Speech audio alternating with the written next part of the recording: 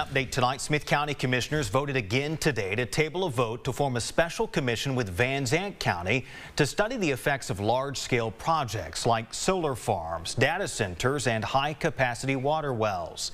Tonight, a look at some of the concerns that have them holding off yet again. This morning, Smith County commissioners heard from those for contaminated land and water knows no county lines, and against forming a 391 commission. I just hope you guys know what you're getting yourself into.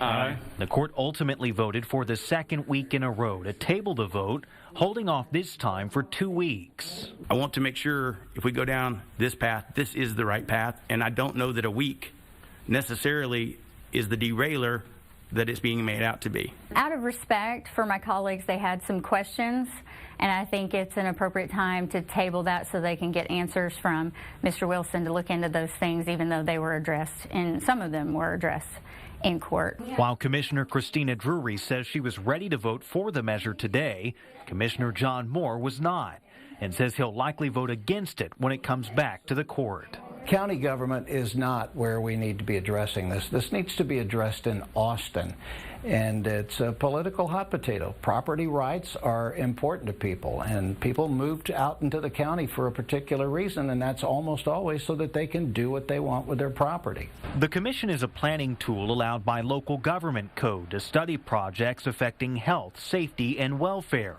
In this case, solar farms, data centers, and high-capacity water wells. I think it's the only tool that we have to protect our citizens. I mean, why would you not choose that? Drury argues the law requires state regulatory agencies like the Texas Commission on Environmental Quality to work with the commission to the greatest extent possible.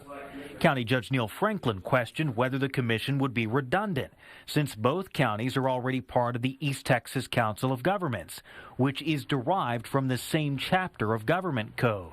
391 Commission gets us hyper-focused, and what I mean by that is we're looking into 1 or 2 or 3 issues, whereas EDCOG is involved in across the entire region. They don't have the time and resources to dedicate to these specific things. But Moore says if the commission has no real power beyond studying these projects, why do it? This is more government, not less government. When I ran for office, it was to keep government out of people's business as much as possible, and all this does is stick the government in your business in a very big and important way.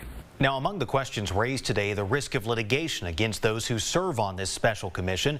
The Commissioners Court will take this issue up again in 2 weeks.